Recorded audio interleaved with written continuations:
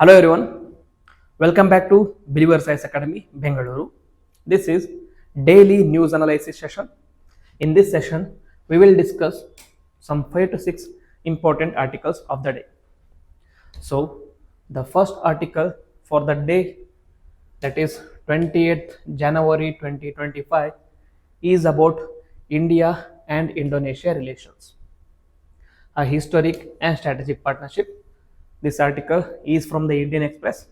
It talks about recent visit of Indonesian president and its implications of India and Indonesian relations. So, Indonesian President Prabowo Subianto is visited to India as the chief guest at the Republic Day parade, underscores the historic and growing ties between the two nations. So, the evolution of India and Indonesia bilateral relations and the historical foundations. The diplomatic ties were established in 1949 after India's recognition of Indonesia's independence in 1946. Okay, both India and Indonesia were previously colonies of European powers such as British in case of India and French in case of Indonesia. They got independence from their colonial masters. As a result, both recognized the independence of both nations. There was a strong anti-colonial partnership highlighted by President Sukarno attending India's first Republic Day in 1950. Okay, so this is very significant because the first Republic Day of India in 1950 was attended by another Prime Minister or President of Indonesia, that was President Sukarno, who was very fundamental in the non-aligned movement along with Prime Minister Jawaharlal Nehru. Okay, then collaboration during the 1955 Bandung Conference resulted in shaping the non-aligned movement. Then there was a pause between India and Indonesia relations, which was revitalized during the 1990s, mainly due to India's Look East policy bolstered the relation with Southeast Asia and particularly Indonesia. Strategic partnership formalized during President Susilo Bambang Yudhoyono's 2005 visit were finally established. Okay. Then presently the contemporary engagement are in various aspects such as defense, maritime security and economic agreements defend the recent ties. In 2008, shared vision of maritime cooperation and joint military exercises signal strengthened security collaboration amidst regional tensions.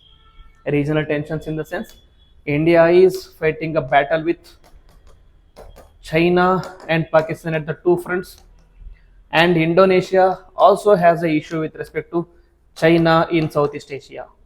Okay, so it sends a signal of strengthening ties between India and Indonesia.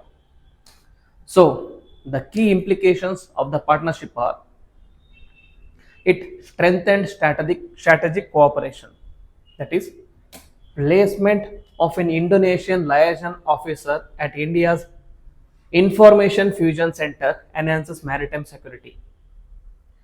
Collaboration on anti-terrorism efforts reflect shared security concerns. Then the focus is also on regional stability, that is, advocacy for a rules-based order in the South China Sea via code of conduct. There is also emphasis on international law, that is, United Nations Convention on Laws of the Sea, that is UN Clause 1982, counters the unilateral actions in the Indo-Pacific, especially or mainly by China with its 9-dashed line. Okay, both India and Indonesia adhere to UN clause, whereas China consider the region within the 9-dashed line as their own. Okay, then collaboration in maritime and cyber security. Early dialogues on maritime and cyber security showcase a forward-looking approach to regional threats, and economic impacts of the relation are with respect to trade and currency collaboration. Promotion of local currency transactions reduces costs and boosts trade volumes. New opportunities in hydrography, defense, and joint ventures enhance economic ties with both countries. And in maritime commerce, support for unimpeded lawful maritime trade secures vital trade routes critical for both economies. Okay, so the ties are going strong, and with the new invitation of president as a chief guest of Republic Day shows or signals that the ties are going to be strengthened from now on. So moving forward, they should focus on regional diplomacy. That is, collaborate with ASEAN and other stakeholders for unified stance on the maritime security. Advocate for the effective implementation of South China Sea Code of Conduct. Then economic integration, that is, both should deepen economic ties via local currency transactions and joint ventures in defense and maritime sectors so that the market forces and its impact on both economies is reduced.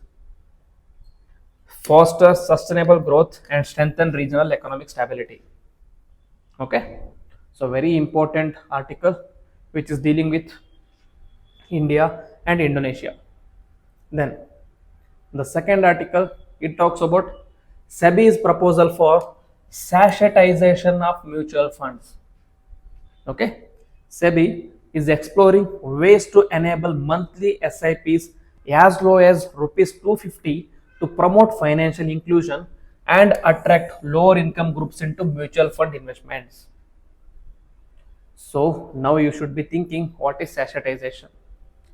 Sachetization is offering in small affordable units to increase its accessibility for price sensitive consumers.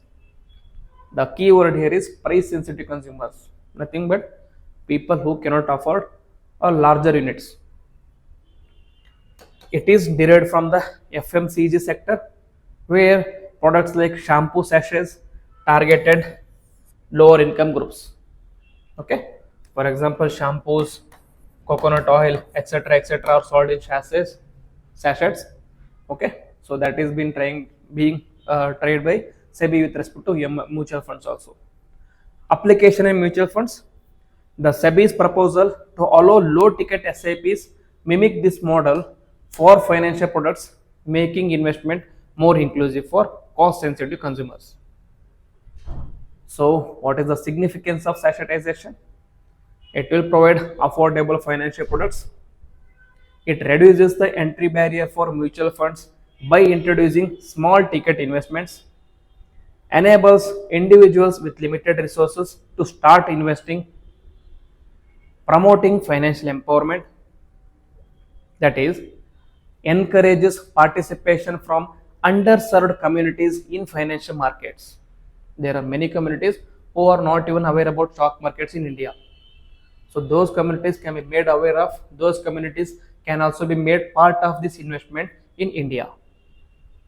Offer potential long-term returns for low-income groups, and it is a way to increase or expand the reach as well. That is, encourages mutual fund companies to penetrate rural and remote markets, promotes a savings and investment culture across socio-economic strata as well. Okay, any extra savings made by the people belonging to lower income groups can now use that saving in the investment in stock market. Then financial inclusion at the grassroots. This targets low income groups that lack access to traditional investment products.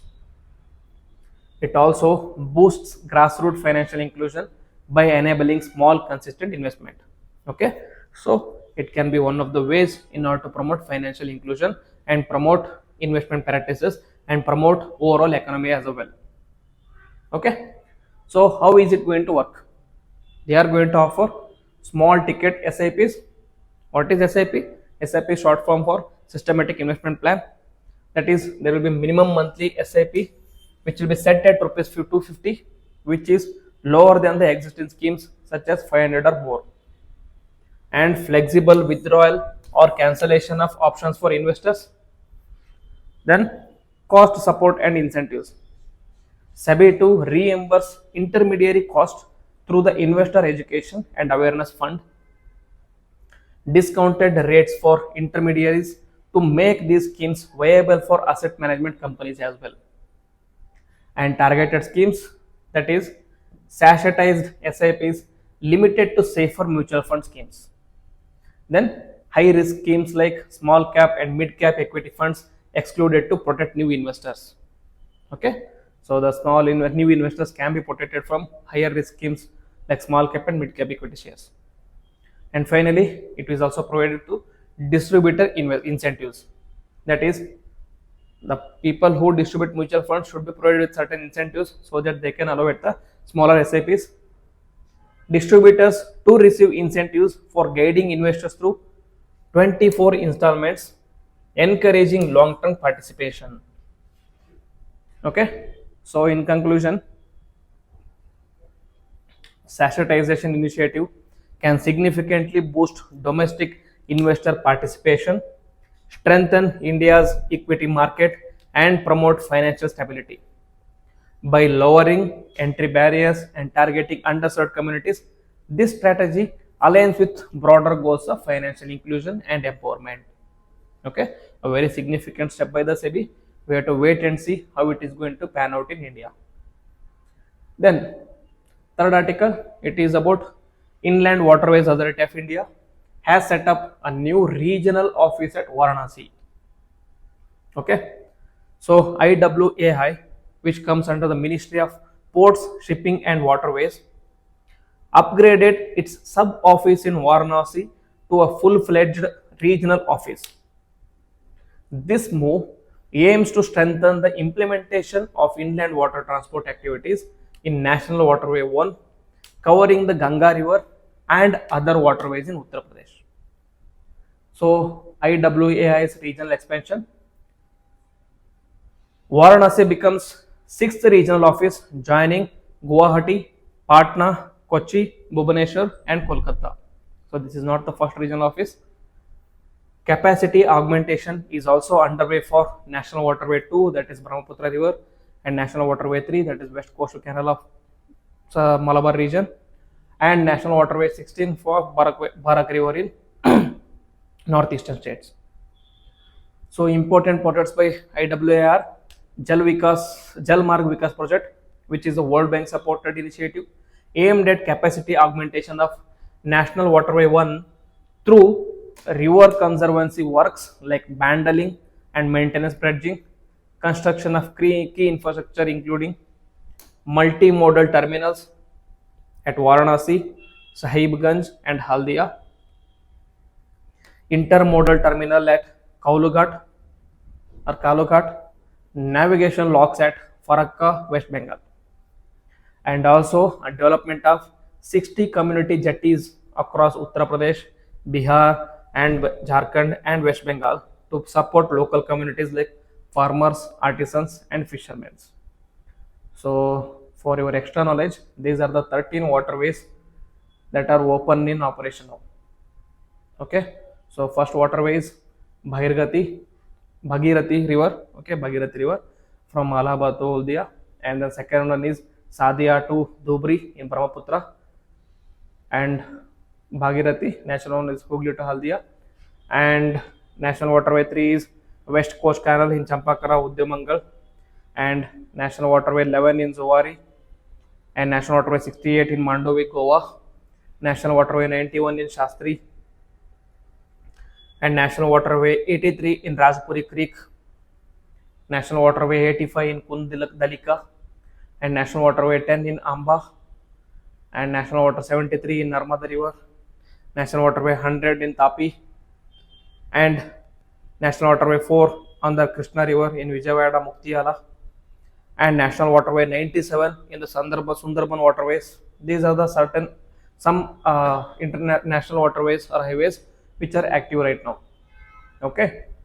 Then about Indian Waterways Authority, it is a statutory body established under in 1986 under the Indian Waterways Authority Act of 1985. Headquarters is present in Noida, Uttar Pradesh. Very important. Objective is to reduce the underutilization of India's 14,500 kilometers of navigable waterways, which accounts only for 2% of transportation mix. Okay, so in order to improve this 2% into higher percentage, IW has taken various programs which I already discussed with you. Okay, now moving on to the fourth article, that is about Rakigari is giving more clues on Saraswati River. Very interesting topic or very interesting news. That is a massive water reservoir recently uncovered at Rakigari reveals advanced Harappan water management practices linked to Saraswati River. Okay, very important for history, art and culture, and people with anthropology optional as well and history optional as well.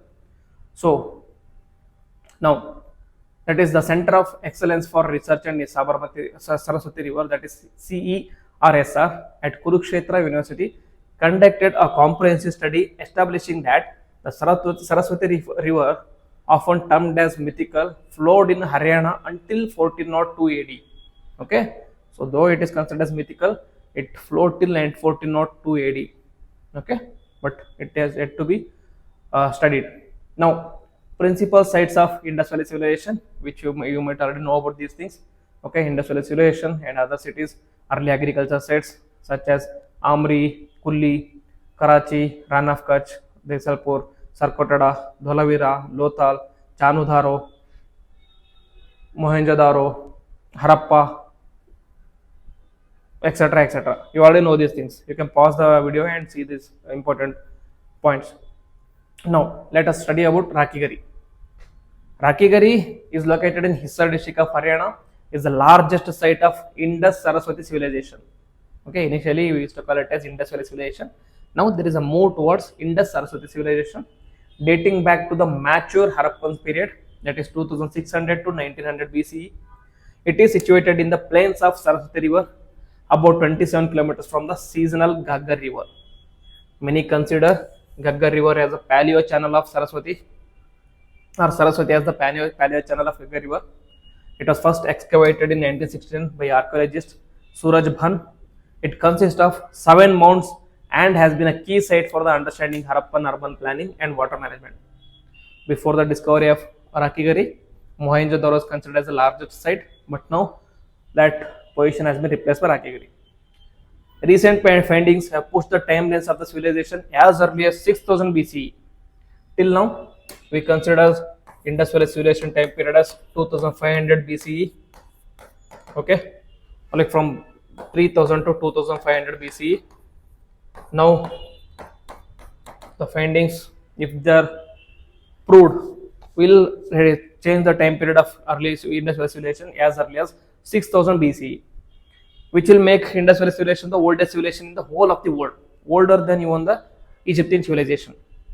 Then, in 2020, Rakigari was designated as an iconic site under the Union budget for the development and preservation. NCRT states that DNA studies from Rakigari suggest the genetic roots of Harappan trace back to 10,000 BCE. Okay, the time period goes on increasing. The significant features of Rakigari will obviously be about significant features of Indus Valley civilization, that is urban architecture, water management, cultural significance, etc. etc. So in urban planning, there is evidence of well-planned streets, brick houses, and an advanced drainage system. Water management, that there is a discovery of 5 to 4 feet deep reservoir at a Mount 3, indicating advanced water storage systems. Cultural significance, artifacts such as pottery, terracotta figurines, beads, and copper tools demonstrate artistic and technological advancement. In trade and economy, marine shells and fish hooks point a long distance trade and local craftsmanship as well. River proximity, it is located near the paleo channels of Drishadwati River, a key tributary of the Saraswati River, supporting agriculture and daily life. Key findings are huge water reservoir at Mount 3. There is a layers of siltation confirm water storage practices during the late Harappan period. Artifacts, that is the items like copper tools, marine shells, and ornate pottery suggest trade and daily life activities. Skeletons and burial goods provide insights into Harappan rituals and social structures. And in DNA analysis, a 4,600-year-old skeleton showed no step ancestry, challenging the Aryan invasion theory. Okay, let's not go deep into the Aryan invasion theory. It just say that Aryan invasion theory is one of the theory to explain the Indus Valley civilization and a death of Indus Valley civilization. They consider the next Aryan or Vedic civilization to be the outsiders or foreigners who invaded India and replaced Indus Valley civilization. But now this discovery of no shape ancestry says that it is not true. Next, the related sites are the nearby settlements like Birhana and Farmana extend the timeline of the civilization. This is about Rakhigarhi. Very important, especially from this year's prelims perspective. Next, fifth article. It is an editorial from the in the Hindu which talks about Union Budget 2024 and a turning point for climate action. What should be the Union Budget and what it has been till now. Okay. The upcoming Union Budget must take bold steps to meet India's climate commitments, particularly its net zero target by 2070, which is one of the target under 5 targets under Panchamitra targets. Previous budgets have shown commitments through schemes like PM Surya Ghar Muft Bijli Yojana and allocations for the National Green Hydrogen Mission. However, with a total renewable capacity of just 203.18 gigawatt, so far below the 2030 target of 500 gigawatt, we need accelerated investment and policy supports are crucial. So, what should be the key areas of focus? Strengthening renewable energy policies. That is, the PM Surya Ghar Muft Bijli Yojana requires a comprehensive review to improve its implementation. Fiscal incentives should prioritize renewable energy service companies or RESCO model to reduce financial barriers for low-income households. Because the renewable energy is costly compared to the non-renewable energies, as a result, people tend to buy energy from the non-renewable energy companies. Now, in order to improve the accessibility or affordability of renewable energy to the lower income households, they are trying to incentivize RESCO model. Next, the budget should focus on scaling up of domestic solar panel manufacturing to cut reliance on imports. Then the Indian Railways extensive land holdings present a huge opportunity for solar and wind power installations, with the budget should unlock. Next, second one is EU's that the article also deals about European Union's carbon border tax and its impact on India.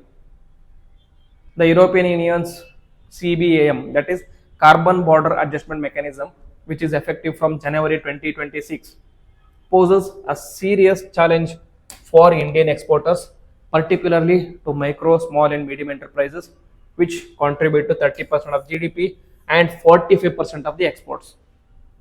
According to Carbon Border Adjustment Mechanism, if any product is produced and if it is resulting in a large scale greenhouse gas emission, or if it is not according to the Carbon Border Adjustment rules, then they are going to put certain tariffs, or then they are going to put certain restrictions on importing those items. Okay, presently India has for like more dependent on the coal and thermal industries, so these MSMEs are producing products which is resulting lots of greenhouse gas emissions. So there is a need to switch to energy transition, need to switch to green energies, so that they do not get tariffized under the CBM. Then a dedicated climate action fund is needed to support compliance inspired by the United Kingdom's Green Transformation Fund. The budget should also promote capacity building initiatives for businesses to meet European Union's carbon reporting requirements. Okay, then article also talks about transitioning to a circular economy. That is, the Council on Energy, Environment and Water estimates that 40% adoption of circular practices could yield a profit of 624 billion by 2050, while significantly reducing the emissions. Okay, this is the circular economy is not only profitable, it is also green in nature. Then, policies should incentivize investment in recycling and refurbishment to enhance India's green manufacturing capabilities. A sovereign green bond framework can facilitate the financing of circular economy projects. Okay, so these things should be considered in the upcoming budget. Then, strengthening insurance and green finance. Insurance penetration in the climate risks remains low, declined from 4% in financial year 23 to 3.7% in financial year 24. Therefore, the budget should offer tax deductions to insurance companies for climate linked policies and lower GST rates for insurance products related to disaster resilience.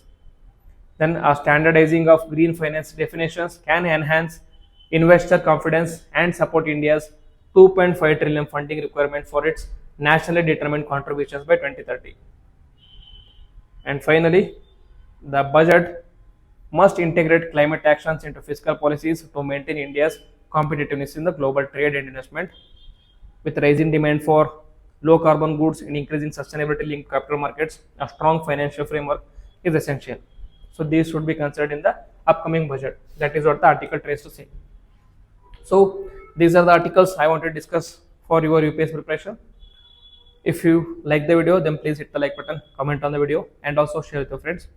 And if you are new to the channel, please subscribe to the channel and click on the bell icon so that you don't miss a notification. With this, I will end the video. Jai Hind.